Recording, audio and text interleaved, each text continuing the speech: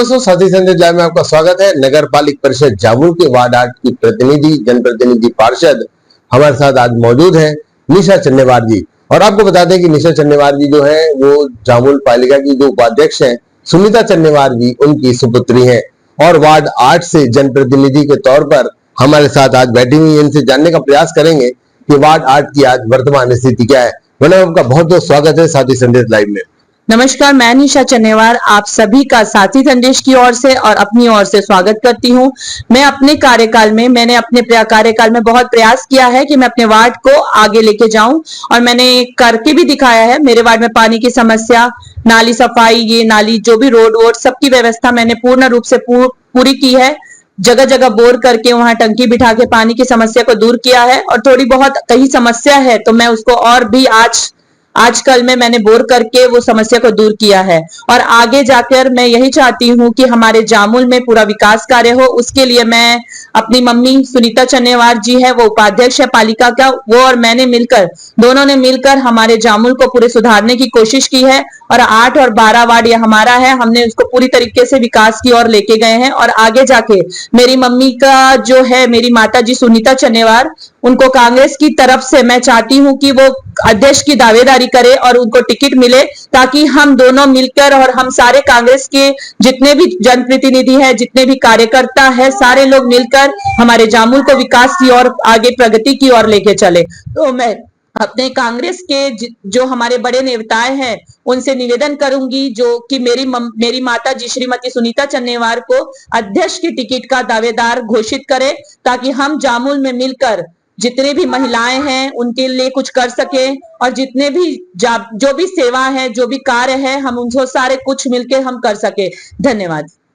एक महिला होने के नाते जो चन्नेवार मैडम की जो सोच है वो काफी अच्छी लग रही है, क्योंकि महिलाओं को आगे बढ़ाने के लिए बहुत सारे प्लानिंग ये करके रखी हुई है। मैडम, आपने अभी बताया कि महिलाओं के लिए कुछ करना है, तो अब तक जब आप भी पार्षद हैं, आपकी माताजी उपाध्यक्ष हैं पालिका की, जी, अब तक जामुल क्षेत्र के महिलाओं की अगर बात करें तो महिलाओं के लिए क्या क्या आप लोगों ने किया है और क्या आगे कर रही हैं? देखिए, महिलाओं के लिए हमारे यहाँ ग्रुप्स बने हुए हैं, हर 20-20 महिलाओं के ग्रुप्स बने हैं। हमारे वार्ड में ही 8 और 12 में ही कम से कम 20 ग्रुप तो होंगे, 17-18 ग्रुप्स होंगे, जो हम चाहते हैं ये ग्रुप्स को काम मिले।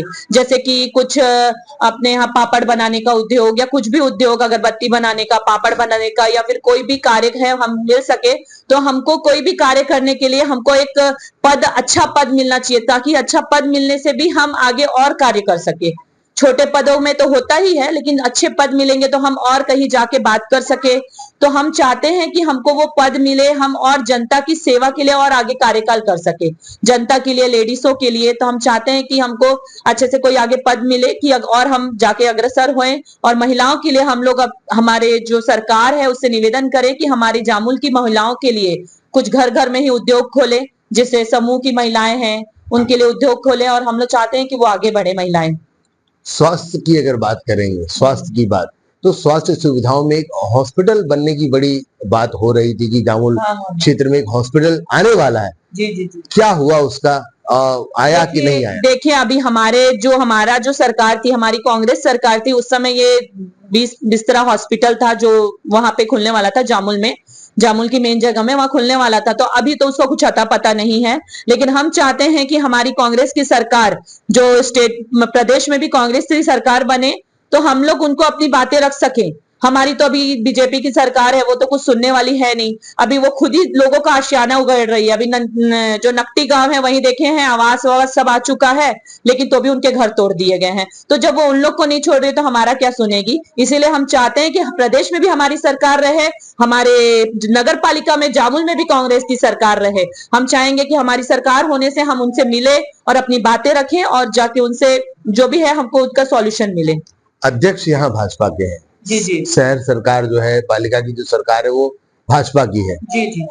कितना तकलीफ होता है भाजपा के साथ समन्वय बनाना? क्या सही काम सही समय पर फंड वगैरह मिलते हैं, सही समय पर वार्ड का विकास हो पाता है कांग्रेस वार्ड? नहीं, देखिए, हमारे यहाँ तो काम का कुछ वो नहीं है। हम पालिका को बोलते रहते हैं, वो करती तो है नहीं। कुछ काम ऐसे हैं जो मैं अभी भी शो कर सकती हूँ कि हमने अपने खुद के पैसे से हमारे पास रिकॉर्ड है, हमारे फोन पे में रिकॉर्ड है, सब कुछ है। हमने खुद अपने पैसे से ही, हमारे कुछ कार्य ऐसे होते हैं कि जो हम बोलते रह जाते हैं, काम होता नहीं है, तो हम खुद ही से कर देते हैं।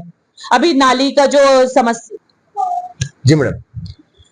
देखिए, तो हमने पालिका से बहुत, पालिका में भी बोला जाता है कार्य के लिए, लेकिन कभी कभी ऐसा होता है कि उनके पास फंडिंग भी नहीं रहती और उन लोग ध्यान भी नहीं देते, तो हम ही खुद अपने पैसे से हमने बहुत सारी चीजें हम खुद से कर देते हैं। जैसे अभी मैंने पुलिया ढलाई करवाया, अभी उन्होंने ऑपरेटर लोगों ने नल तोड़ दिया था, पूरा चैम्बर खुला हुआ था पब्लिक से, तो हम पब्लिक हम ही को बोले कि पालिका तो जाती नहीं है, तो इसीलिए हमने खुद, अब कुछ ऐसा होता है कि हमको खुद अपने खर्चों से करवाना पड़ता है। उसके लिए हम एग्री है और आगे भी जाके हम उसको करवाएंगे। अब ऐसा कुछ नहीं है कि हम एक जन सेवा के लिए जुड़े हुए हैं तो हम जन सेवा करेंगे, चाहे उसमें हमारा पैसा लगे, हम पालिका की उम्मीद में नहीं रहते। और रही बात हमारे कुछ कार्य की, जैसे हमारी निधि आती है तो निधि से हम अपने कार्यों में विकास कार्य करते हैं। मैं चाहती हूँ कि हमारे वार्ड में जगह जगह कैमरे भी लग जाए, ताकि कैमरे चोरी, जो भी चोरी वोरी होती है, जो भी फालतू काम होते हैं वो ना हो। तो कैमरे के लिए भी मैं बहुत वो कर रही हूँ कि हो जाए, लेकिन हमारी निधि में कैमरे नहीं लग सकते, तो मैं देखूंगी कि मैं खुद से अपने अमाउंट से भी कैमरे लगा सकूं। मैं अपनी कार्यकाल में, अभी मेरे 6 महीने बचे हुए हैं, 4-5, मैं अपने कार्यकाल में पूरे कैमरे लगा के करूंगी कि वो कार्य में मेरे वार्ड में अच्छी सुविधा है। वार्ड वासियों को सुविधा देना जनप्रतिनिधि का काम होता है, क्योंकि जो वार्ड का पार्षद होता है वो वार्ड का पालक होता है। और निशा चन्नेवार जी जो कह रही हैं कि अगर मेरी निधि से नहीं हो पाया, पालिका से अगर उन्होंने पैसे मांगे, अगर उनसे भी नहीं हो पाया, तो ये अपने निजी पैसों को खर्च करके वार्ड की सुरक्षा को देखते हुए सीसीटीवी कैमरे लगाने का पूरा प्रयास करेगी। निशा जी, जैसा बता रही हैं कि आपके वार्ड 8 में काफी विकास कार्य हुए हैं, लगभग सब कुछ, जो समस्याएं थी लगभग खत्म हो चुकी है, लेकिन फिर भी क्या आपको लगता है कि आपके वार्ड में किसी ऐसी चीज की जरूरत है जो अभी तक आप नहीं कर पा रही हो, या उसमें कोई अड़चन आ रही हो? देखिए, मेरे वार्ड में मैंने जो भी विकास कार्य करने का प्रयास किया वो मैंने पूरा किया है, लेकिन मैंने एक काम जो था, मैंने बोला भी था जनता से और मैंने करने का पूरा प्रयास किया। मैंने अपने शौचालय निर्माण का कार्य था, जो हमारा वार्ड घनी बस्ती वार्ड है। घनी बस्ती वार्ड होने के कारण घरों में जो भी कार्य होते हैं, कार्यक्रम होते हैं, उसमें वो हो नहीं पाते, तो मैंने सोचा कि एक शौचालय बना दिया जाए, 2 नहाने का और टॉयलेट बाथरूम वगैरह बना के। तो मैंने सोचा चलो हमारे कार्यकाल में मैंने उसको सौंप दिया जाएगा, जो हमारे पब्लिक है, मैंने उसको सौंप दिया जाएगा। लेकिन मैंने हर जगह कलेक्टेड में एप्लीकेशन दिया और हर जगह जो भी जेडी ऑफिस में कि मैंने शौचालय बना दिया जाएगा करके, तो वहां से मुझे कोई भी कार्य पूरा नहीं हुआ। तो मैंने खुद की निधि, 2 साल की निधि मैंने जमा की, 4.5 लाख की निधि रहती है, तो मैंने जमा करके 6 लाख का टेंडर करवाया। टेंडर करवाने के बाद मेरा कार्य वर्क ऑर्डर भी मिल गया। वर्क ऑर्डर मिलने के बाद मेरा कार्य चालू भी हो गया शौचालय का। वो मेरा निजी कार्य के लिए नहीं है, वो हमारी पब्लिक का कार्य का है। तो वो मेरे कुछ बीजेपी का, जो बीजेपी के जो लोग थे, कार्यकर्ता थे, बीजेपी के लोग थे, पूर्व पार्षद, अभी के पार्षद के कुछ लोग थे, उन्होंने मेरे जो कार्य में पूरा विपत्ति डाल दिया। उन्होंने कहीं लेटरबाजी कर दी, तो वो निजी कार्य है, वो मतलब पब्लिक के लिए कार्य है ना, हमारा निजी तो कार्य है नहीं। वो मैं कुछ अच्छा करना चाह रही थी तो उसमें भी रोक लगा दिया गया है, जिससे मेरा शौचालय का काम अभी रुका हुआ है। मैं चाहती हूं कि जल्द से जल्द मेरा शौचालय का काम चालू हो, ताकि मैंने जो जनता से वादा किया है वो मैं जनता को सौंप दूं।